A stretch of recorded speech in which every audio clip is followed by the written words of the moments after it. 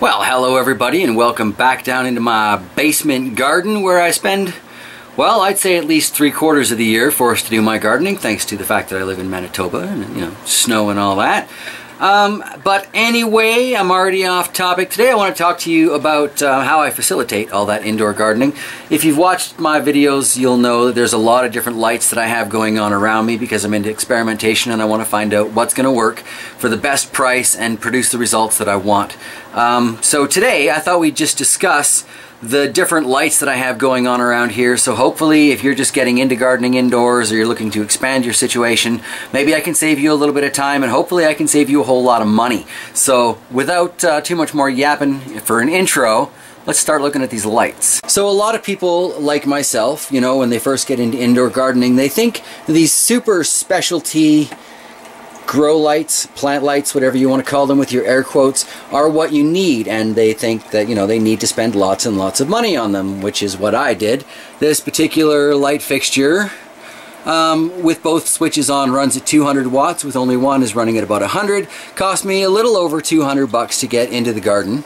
And, well, I don't think it was worth the money at all. If you're growing one of those, again with the air quotes, specialty plants that have recently been liberated in certain parts of North America, then maybe this is the way to go because I understand they do very, very well with those. For the rest of us who are growing things like culinary herbs, maybe some fruit and veg, some leafy greens, it's a total waste of money. I have not found that that light made a difference on my herbs, on my peppers, on my tomatoes, anything. It's got a nice intensity, so things do stay down nice and low and they bush out more than they sprawl upwards, which is good.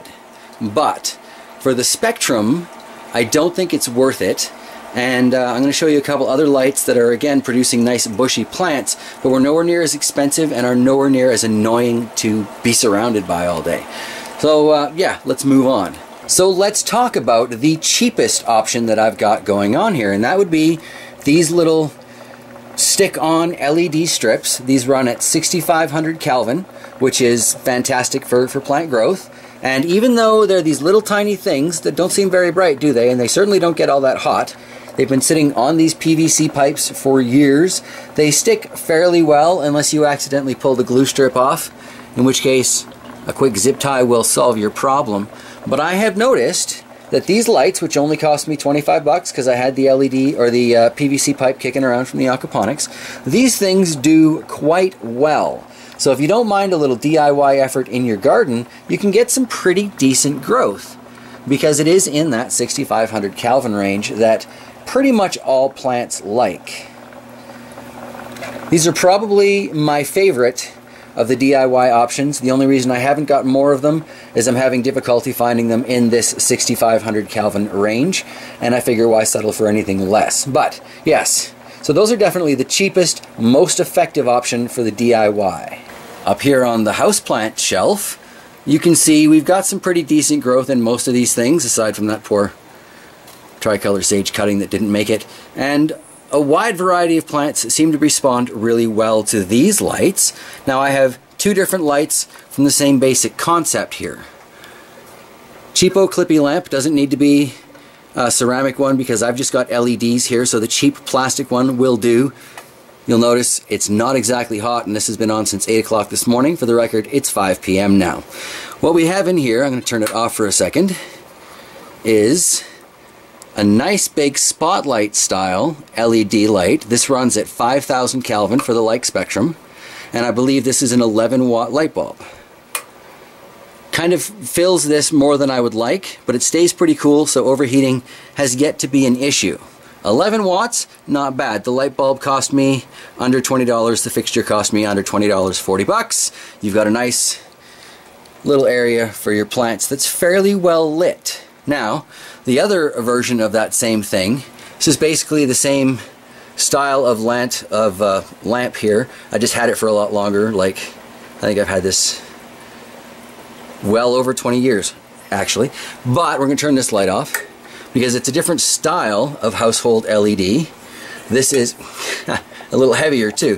This is a 17-watt LED light bulb that again runs in the 5,000 Kelvin range. And you can find this in your standard household lighting area. this thing does a fantastic job. You'll notice these flaming caddies here, even though they have access, hang on, let me put this back in.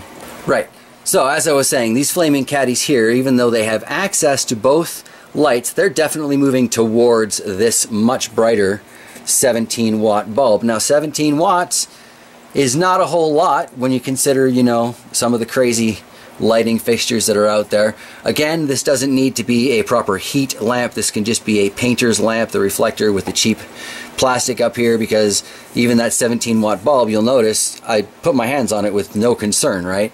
It's basically a plastic, so they're less likely to break than a traditional incandescent bulb. So, I mean, really you should be converting your house to these anyway.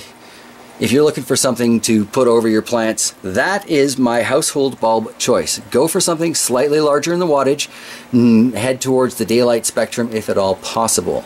Now here we have another pretty standard lighting option. Living in rural Canada, this light fixture cost me about $35, and the light bulbs, the 2 fluorescent tubes, again cost me, I don't know, like 20 bucks. No big deal, so it's not a terribly expensive setup.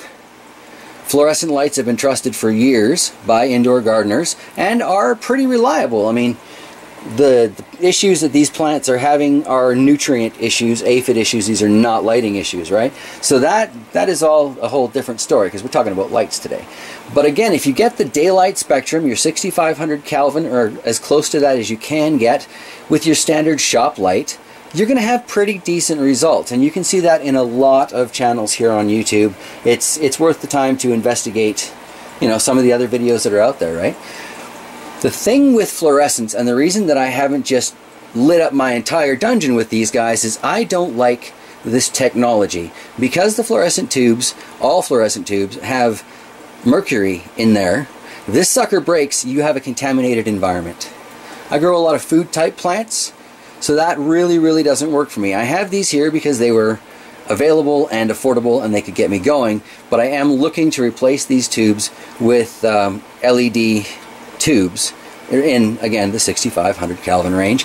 If I can find them, I've seen a few places online, but again, I live in rural Canada, so it gets a little tricky sometimes. But this is an excellent option if you don't mind having the fluorescents around, and if you go for the daylight, your plants will thank you for it. So it is something to consider if you don't mind having the mercury in your home, like I said. Now you could also try and grow your plants with your standard incandescent bulbs, but I don't like these for a couple of reasons too. They're kind of like fluorescents. I just don't care for the technology. These things wear out too fast and they get too hot. They use too much power for too little production. If you want to go with a splitter like this and do a household thing, just get yourself a couple of those 17 watt LEDs, and trust me, you'll get better results with 2 17s than you will out of 2 100s, and your power bill will thank you, because it's not like hydro is getting any cheaper.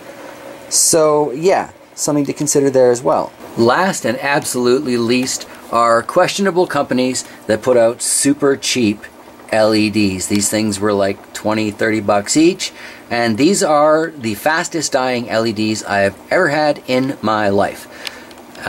So very disappointed with these. The color spectrum was kind of crappy too. I would turn them on for you, but like I said, they don't work. So yeah, cheap is not always good. If you're gonna go with cheap, just go with the household bulbs. Again, you will thank me for it later. So I guess that pretty much wraps up my little chat about the indoor lights I'm using down in the dungeon, my thoughts on all of them, and I hope I have helped some of you out in some way starting your indoor gardens or developing your indoor gardens. If you've got any comments on what I've said, I'd love to hear them down below. That's what the comments section is for. I am a little behind these days, but I do try and get back to everybody sooner or later, so if it takes me more than a day, please bear with me. And yeah, this is your first time here on the channel and you learned something, or you enjoyed yourself, or found me, you know, amusing to look at, by all means, feel free to subscribe, hit that like button, even share it on a social media if you were really amused. Really, it kind of all helps. So yeah, thank you for spending a little time with me here today and checking out my light video. I will see you next time. Take care, everybody.